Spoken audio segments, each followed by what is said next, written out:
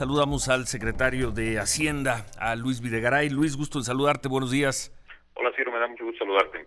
Bueno, me imagino que revisó ya los periódicos, algunos de los periódicos, y están contrastando las dos noticias de ayer. Por un lado, como Moody's mejora la calificación de los bonos del gobierno mexicano, una buena noticia para las finanzas de México, y al mismo tiempo la información de que el índice de confianza del consumidor cayó. Es decir, hay una buena noticia internacional, pero los mexicanos siguen muy desconfiados con nuestra economía, secretario. Gracias, Ciro. Si quieres empezamos primero con algunos comentarios sobre la Sí. acción que tomó Moody's el día de ayer. Lo que está refrendando esto es que está creciendo la confianza en México, particularmente en su estabilidad macroeconómica y sobre todo, y así lo dice Moody's con mucha claridad, en la capacidad que tendrá México a partir de las reformas de crecer más, de tener un mayor crecimiento económico. Esto es una buena noticia en varios sentidos. Primero, Ciro, porque baja el costo de la deuda del gobierno mexicano. Vamos a poder destinar menos recursos al pago de intereses y más recursos a cosas que le interesan a la gente, la obra pública o la inversión pública en educación o salud, por poner algunos ejemplos. Segundo, esta baja en calificación tiene un efecto muy importante también en el costo del financiamiento para las empresas, pequeñas, medianas y grandes. Las empresas van a poder financiarse a mejores costos al bajar la percepción de riesgo de todo el país, y esto sin duda es un buen aliciente para la creación de empleos y para la inversión que genere crecimiento. Y hay un elemento adicional de cómo esto también puede reflejarse en un mejor desempeño económico. Hay inversionistas que no pueden invertir, porque así está establecido en sus mandatos, no pueden invertir en países que no estén en la categoría de las As. Es decir, gracias a esta acción que toma Moody's de elevar la calificación a una categoría distinta, a la categoría de las As, que nos convierte en el segundo país de América Latina que entra a esta categoría, vamos a poder atraer inversiones de toda una clase diferente de inversionistas a los que normalmente han venido a invertir en México. Es una buena noticia que nos dice que vamos en el camino correcto para impulsar el crecimiento económico con estabilidad. Ahora, sí, lo que perdón, tiene Luis. que ver con si me permites, No, abordo el a ver, otro sí. tema, Sí. el tema de la confianza del consumidor. Estamos convencidos que este es un efecto transitorio que tiene que ver mucho con el alza de precios asociados a la entrada en vigor de algunas medidas derivadas de la reforma hacendaria, por ejemplo, el incremento en el precio de los refrescos o de la comida de alta densidad calórica, mal llamada chatarra, sin duda también con el incremento en el precio de las gasolinas, derivadas de que entró en vigor el impuesto a las emisiones de carbono, el impuesto ecológico, pero esto es un efecto transitorio, y así como vimos la inflación alcanzar un punto relativamente alto en la primera quincena de enero, llevando la inflación anualizada al 4.63, y esperamos que la inflación empiece a reducirse conforme avanza el año, creemos que este mismo efecto se dará en la confianza del consumidor. Conforme las reformas y el crecimiento económico se empiece a sentir en la economía real y sobre todo en la economía familiar, por supuesto que la confianza del consumidor evolucionará favorablemente. ¿Cuándo se considera la Secretaría de Hacienda que se va a sentir, que la gente va a empezar a sentir ese efecto favorable, benéfico de la reforma? Algunas reformas están ya en su proceso de implementación, por ejemplo, la reforma financiera, que de lo que se trata es que tengamos más crédito y más barato, sobre todo para las pequeñas y medianas empresas. Bueno, esta ya ha sido aprobada y promulgada, y sin duda este año, hacia la segunda mitad del año, veremos una expansión más acelerada del crédito, insisto, para las pequeñas y medianas empresas particularmente. Otras reformas, por ejemplo, la reforma energética, pues este es un año crucial en su implementación, primero con la discusión y aprobación de las leyes secundarias, pero también con la conformación de los nuevos órganos reguladores, la Comisión Nacional de Hidrocarburos, la Comisión Reguladora de Energía, la llamada Ronda Cero para Petróleos Mexicanos, y la preparación de las primeras licitaciones que deberán de ocurrir hacia finales de este año o principios del año que entra. Esta es una reforma, la energética, que tiene un gran potencial de generar empleos, de generar crecimiento y de abaratar el costo de la vida para los mexicanos, pero está en un proceso de implementación y sus beneficios se verán gradualmente en el tiempo. Lo importante, sí, es que los cambios están ocurriendo y todos son cambios que tienen un objetivo común y un potencial común: generar crecimiento y bienestar para las economías de las las familias. Pero los beneficios para la gente van a tomar tiempo. Anunciamos desde que comenzó el programa que íbamos a hablar con el secretario de Hacienda, contigo, Luis, y estamos recibiendo llamadas. Varias de ellas nos dicen, bueno, ¿y qué pasó? Nos dijeron que con la reforma energética iba a bajar el precio de las gasolinas, iba a bajar el precio de la luz, el precio de los combustibles, y los recibos los recibos que están llegando de luz, por ejemplo, nos escriben algunas personas, siguen iguales. La gente espera resultados ya, Luis. Buenas noticias sobre la macroeconomía las hemos tenido, quitando el decrecimiento económico, las hemos tenido prácticamente desde 1997, 1998, como que el que se tiene bajo control el déficit, que nos mejoran la calificación para inversión. No le dice mucho a la gente, Luis.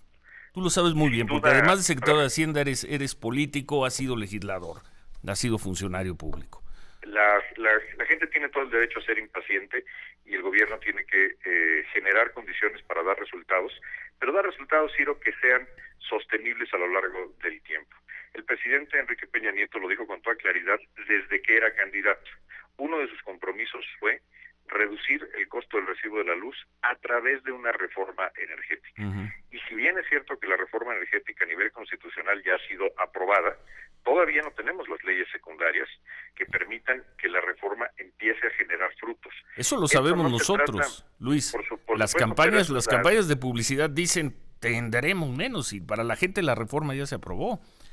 Pero la reforma está en proceso de aprobarse, uh-huh. Sino. También creo que es muy claro que la reforma constitucional necesita leyes secundarias. El presidente de la República ya lo ha dicho, que en los próximos días estará enviando sus iniciativas de leyes secundarias. Son más de 28 modificaciones que tienen que hacerse a distintas leyes, tanto ya sea leyes nuevas o modificar leyes, en total 28 ordenamientos por lo menos que tienen que modificarse, con la idea de que el Congreso de la Unión las pueda procesar en este mismo periodo ordinario de sesiones.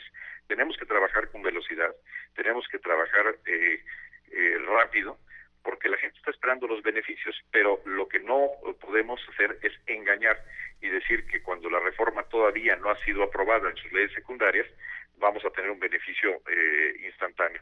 Los beneficios van a estar ahí, porque la reforma va a permitir generar electricidad más barata, a menores costos, y eso se va a reflejar en los bolsillos de la gente, pero antes tenemos que culminar el proceso de reformas. Oye, y muy difícil fomentar ahorro cuando vemos que lo que están pagando a los ahorradores está en el orden del 3% y la inflación está superando ya el 4%, Luis.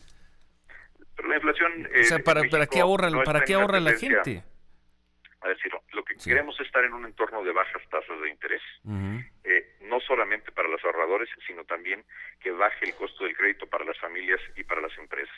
Es una buena noticia que los intereses tanto a las familias, los intereses que se cobran a las empresas de todos los tamaños sean bajos. Y lo que estamos viendo en el tema de la inflación, sin duda sí, la primera quincena de enero tuvo una cifra atípicamente alto, pero no es un efecto permanente. La inflación tendrá que reducirse, y por una razón muy clara.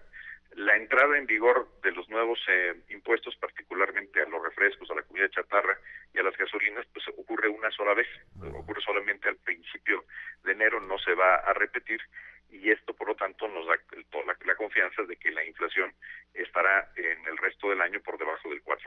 Sí, pero difícilmente estará por debajo de lo que los bancos están pagando a los ahorradores. O sea, ¿cómo decirle a la gente ahorren? Si tú metes tu dinero te van a dar 3% y la inflación va a estar arriba del 3%, incluso la estimación que hicieron ustedes, ¿no? En el presupuesto para el 2014. Las tasas de interés, sí, lo que se pagan a los ahorradores, dependen del plazo al que el ahorrador invierte. Es bien difícil encontrar una arriba de 3.5, Luis. Yo te doy una, por ejemplo, Ciro. Cualquier ahorrador puede invertir en CETES directo, que es un producto que tenemos para ahorros empezando con 100 pesos, que se pueden hacer a través de cualquier banco, que se puede acceder directamente a través de la página de internet de la Secretaría de Hacienda, y cualquier ahorrador con un mínimo de 100 pesos puede abrir una cuenta en la que recibe la tasa de CETES a 28 18 días, que consistentemente está por arriba de la inflación.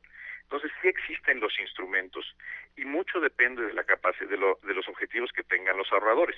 El ahorrador que necesita liquidez, que necesita tener el dinero disponible todos los días, pues recibe un rendimiento más bajo que aquel que está dispuesto a tener su dinero a un plazo de 90 días o de un año, que recibe rendimientos superiores. Mira qué bueno que me das la oportunidad. Yo creo que este instrumento de CETES directo es un instrumento poco conocido por mucha gente, pero sin duda es una mejor alternativa que los rendimientos que dan algunos bancos. ¿Y dónde consigues ese instrumento y cuál es el mínimo para invertir? El mínimo para invertir son 100 pesos. ¿Con 100 pesos? Con 100 pesos se puede hacer. ¿Y llegas a un banco Sí, mira, la manera tal vez más fácil es entrar a la página de la Secretaría de Hacienda, entrar al vínculo de CETES directo, y ahí ahí están todos los pasos que se tienen que hacer. Es un proceso bastante sencillo, bastante rápido, y le da a las familias, le da a la gente acceso, y por eso se llama así CETES directo, a un instrumento que genera un mejor rendimiento, que es el que paga el gobierno federal. Bien.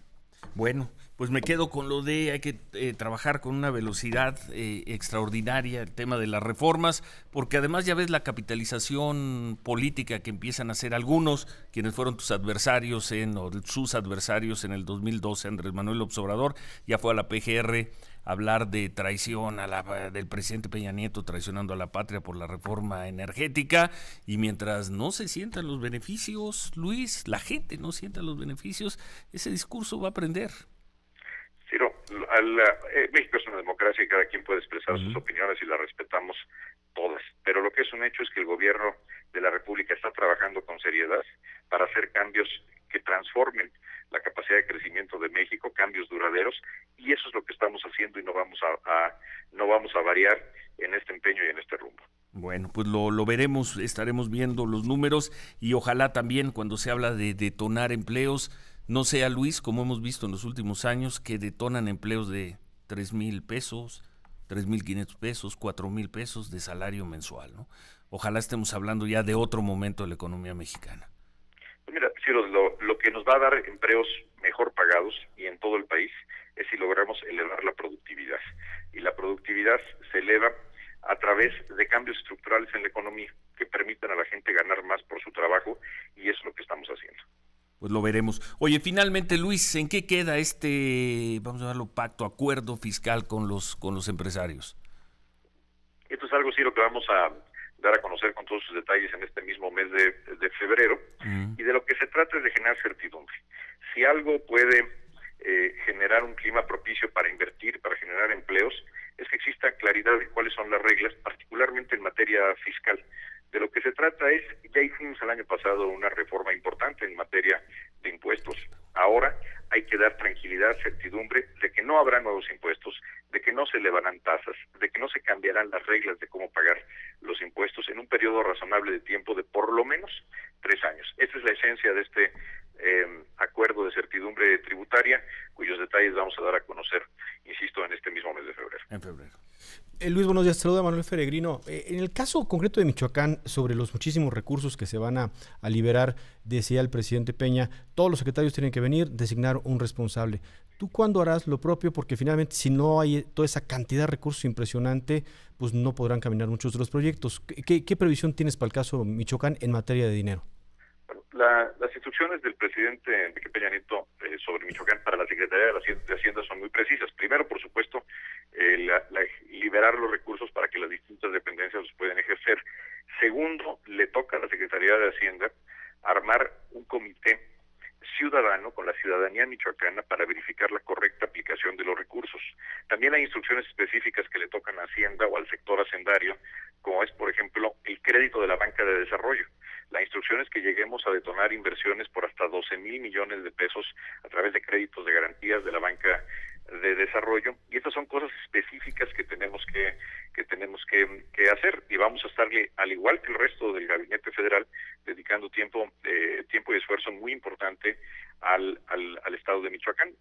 Sin duda es una gran prioridad para el presidente de la República y es una prioridad para todos. Muy bien, pues muchas gracias Luis, el secretario de Hacienda Luis Videgaray. Entonces, CETES directos en la página de Hacienda, en la página de Hacienda o directamente en la página, directamente en la página de Hacienda. Si no tienes inconveniente, la manera tal vez más fácil si le hacemos un comercial a Google, es entrar a Google, poner CETES directo, y claro. van a entrar directo a la página. Estamos rompiendo récord de llamadas con ese tema, el de los CETES CETES directos. directos. Muchas gracias, Luis. Buen día. Gracias, Manuel. Gracias. Gracias, Ciro.